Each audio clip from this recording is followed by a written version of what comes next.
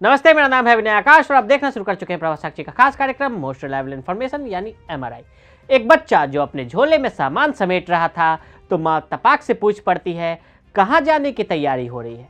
जवाब आता है एक ऐसी सर्वोच्च पीठ की तरफ जाने का जिसे सुनकर यकीन ही ना हो। फिर कुछ लोग पहुंचते हैं और उसके सामने एक एक कर सामान सजा देते हैं। वो कुछ चुनता है, कुछ फेंकता है, फिर उसकी जिंदगी हमेशा के लिए बदल जाती है। केवल उसकी ही नहीं बल्कि उसके पूरे मुल्क की जिंदगी भी। एक महाशक्ति के खूंखार पंजे जो उसकी तरफ बढ़ चले थे। हमारी इस दुनिया में हजारों धर्म मौजूद हैं। इनमें से एक बुद्ध धर्म है। ये ईसाई, इस्लाम, हिंदू धर्म के बाद दुनिया का चौथा सबसे बड़ा धर्म माना जाता है। दरअसल बौद्ध धर्म दुनिया के सबसे पुराने धर्मों में से एक है, जो आज से करीब 2500 साल पहले गौतम बुद्ध के द्वारा भारत में शुरू किया गया। आज दुनिया की 7% से ज्यादा आबादी यानी करीब 54 करोड़ लोग इस धर्म को मानते हैं। दुनिया में बौद्ध धर्म की शुरुआत आखिर किस तरह से हुई? तिब्बती बौद्ध धर्म आखिर क्यों चीन के निशाने पर है? नए दलाई लामा की नियुक्ति से पहले क्या करना चाहता है चीन? तिब्बत और बौद्ध क्षेत्रों पर ड्रैगन की टेढ़ी नजर की पूरी कहानी क्या है? भिक्षु बनकर चीनी महिला कर रही थी जासूसी। दलाई लामा पिछले सप्ताह बोधगया पहुंचे। कोविड-19 महामारी के कारण 2 साल के अंतराल के बाद बौद्ध पर्यटन शहर के अपने वार्षिक दौरे को फिर से शुरू किया। दलाई लामा का 29 से 31 दिसंबर तक का काल चक्र मैदान में प्रवचन देने का कार्यक्रम है। लेकिन ठीक उसी वक्त यहाँ एक चीनी महिला के गायब होने की खबर से पुलिस महकमे में हड़कंप मच गई। खुफिया एजेंसियों को शक है कि चीनी महिला को दलाई लामा के जासूसी के मकसद बिहार भेजा गया। सुरक्षा अलर्ट जारी किया गया और एक चीनी महिला का स्केच भी जारी किया गया। 29 दिसंबर की शाम होते होते खबर आई कि दलाई लामा की जासूसी करने के संदेह में एक चीनी महिला को बिहार पुलिस ने हिरासत में ले लिया। चीनी महिला के पिछले 2 साल से देश के अलग अलग भागों में रहने की बात सामने आई। फिलहाल केंद्रीय सुरक्षा एजेंसी बिहार पुलिस उसके बारे में पूछताछ करके डिटेल खंगाल रही। क्या है चीन की साजिश? वैसे तो ये कोई पहला जासूसी का मामला नहीं है, बल्कि दलाई लामा पर निगरानी के लिए चीन ने अपने कई जासूस छोड़ रखे हैं। इसके पीछे का मकसद है नए होने वाला दलाई लामा को किसी तरह से चीन में घोषित कराया जा सके। ऐसे में नया दलाई लामा चीन समर्थक हुआ तो बीजिंग आसानी से तिब्बत समेत बौद्ध इलाके पर एक छत्र राज कर सकेगा।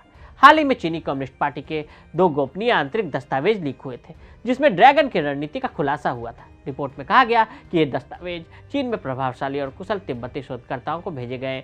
इनमें साफ प्रतीत होता है कि चीनी सरकार दलाई लामा के बाद के दौर की तैयारी में लगी है। तिब्बत और चीन।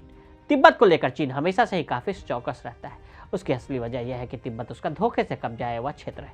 आकार के लिहाज से तिब्बत और चीन में काफी अंतर नहीं है। चीन की सेना यहाँ पर लोगों का शोषण करती है। आखिर में वहाँ के प्रशासक दलाई लामा को अपनी जान बचाकर भागना पड़ा था। राजनीतिक दृष्टि से तिब्बत कभी चीन का अंग ही नहीं रहा। ईसा से 1 शताब्दी पूर्व मगध के एक राजा ने तिब्बत के विभिन्न समुदायों को संगठित किया। यह संबंध अनेक वर्षों तक बना रहा। 7वीं शताब्दी तक मध्य एशिया के एक भूमार्ग पर तिब्बत का आधिपत्य रहा। उन दिनों सोगत्सेन गेम्पो तिब्बत के शासक हुआ करते थे। यह साम्राज्य उत्तर में तुर्किस्तान और पश्चिम में मध्य एशिया तक फैला था। 763 में तिब्बतियों ने चीन की तत्कालीन राजधानी चांग यानी आज के शियान को अपने कब्जे में ले लिया था। तब से लेकर 250 सालों तक चीन की राजधानी तिब्बत के अधीन रही थी। चंगेज खान और मंगोल साम्राज्य का नाम इतिहास में आपने खूब पढ़ा होगा। 12वीं सदी के दौर में मंगोल साम्राज्य विस्तार के दौर में मंगोल ने चीन पर हमला कर दिया और 1280 के करीब चीन ने मंगोल के सामने घुटने टेक दिए। भारत की कैसे हुई तिब्बत चीन विवाद में एंट्री? चीन ने 7 अक्टूबर 1950 को तिब्बत पर अपने आक्रमण के साथ भारत का सामना किया और न केवल तिब्बत और भारत की बल्कि पूरे एशिया की स्थिरता को खतरे में डाल दिया।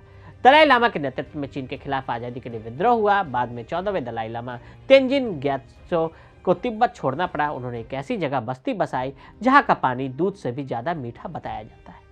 1959 में दलाई लामा अपने कई समर्थकों के साथ भारत आए। उस समय उनकी उम्र महज 23 साल थी। दलाई लामा को भारत में शरण मिलना चीन को अच्छा नहीं लगा। तब से चीन में मौत से त्यूंग का शासन था। चीन और दलाई लामा के बीच तनाव बढ़ता गया और उसे डर सताता रहा कि वो भारत के साथ मिलकर कोई साजिश न रचे। निशाने पर बौद्ध धर्म। बौद्ध धर्म के जानकारों के मुताबिक चीन मानता है कि बिना तिब्बती बौद्ध धर्म को खत्म किए वो कभी भी तिब्बत देश पर पूरी तरह कब्जा नहीं कर सकता। अरुणाचल प्रदेश के तवांग की मॉनेस्ट्री इसलिए इसके लिए सबसे अहम है। तवांग मठ का निर्माण 1680 में मेराक लाल लोद्रे ग्यात्सो ने करवाया था। वर्तमान में यहाँ 500 से अधिक बौद्ध भिक्षु रहते हैं। इस मठ को गार्डन नामग्याल लहत्सो के नाम से भी जाना जाता है। यहाँ पर मुख्य आकर्षण है भगवान बुद्ध की 28 फीट ऊंची प्रतिमा और 3 मंजिल बने सदन। पौराणिक मान्यताओं के अनुसार तवांग मठ का निर्माण कराने वाले मेराक लामा को मठ के लिए जगह चुनने में दिक्कत हो रही थी। एक काल्पनिक घोड़े ने उनकी सहायता की। ता का शाब्दिक अर्थ घोड़ा होता है और वांग का मतलब आशीर्वाद दिया हुआ। उस दिव्य घोड़े के आशीर्वाद से ही इस जगह का नाम तवांग पड़ा। दलाई लामा के उत्तराधिकारी के चयन से पहले क्या चाहता है चीन? दुनिया के बौद्ध के अनुयायियों के लिए तवांग की मॉनेस्ट्री का आस्था का बड़ा केंद्र।